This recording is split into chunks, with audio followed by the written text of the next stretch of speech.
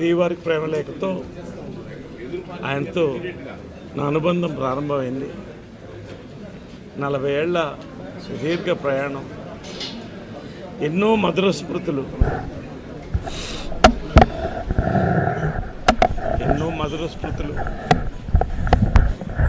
నాకు మానసికంగా 4 స్తంభాలను భావించేవాడిని. అమ్మ కృష్ణ గారు, పెంజాల గారు, శ్రీ రామోజీరావు గారు. నాకు ఎనర్జీ కావాలన్నప్పుడు ఆయన దగ్గరికి వెళ్ళి ఆ చేతులు కలిపి ఆయనతో 10 నిమిషాలు కూర్చుంటే నా జన్మ తరించిపోయినట్టు అనిపించేది.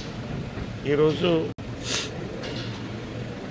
ఆయన వెళ్ళిపోవడం అనేది పర్సనల్గా నాకు ఎంత పేరుందో, ఒక భారతీయుడిగా, ఓ భారతీయ బిడ్డగా, తెలుగు బిడ్డగా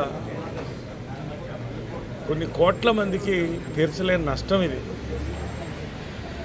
రామోజీ ఫిలిం సిటీ ప్రపంచ సినిమాని ఇక్కడికి తీసుకురావాలని ప్రారంభించి భారతదేశ సినిమాని ప్రపంచ ఖ్యాతి, భారతదేశ సినిమాని ప్రపంచంలో చరిత్ర పుటంలో నిలిపినటువంటి వాల్ట్ డిజ్నీకి ధీటుగా మేము చేయగలమని ఇండియాలో ఒక యూనివర్సల్ స్టూడియో, ఒక డిజ్నీల్యాండ్ కలిపి స్థాపించినటువంటి గొప్ప భూమి ఇది.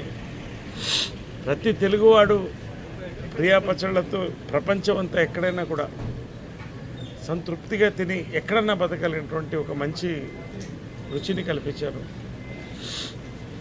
వార్తల యొక్క ముఖ్యత్వం ఈనాడు ద్వారా, ఈనాడు టెలివిజన్ ద్వారా ప్రపంచం నలుమూలకు తీసుకెళ్లారు. ఇది చాలా తీర్చలేనటువంటి పూర్చలేని నష్టం. ఆయన ఆత్మ శాంతించాలని ఈ కాంపౌండ్ బిడ్డగా ఎప్పుడు నేను భావిస్తాను.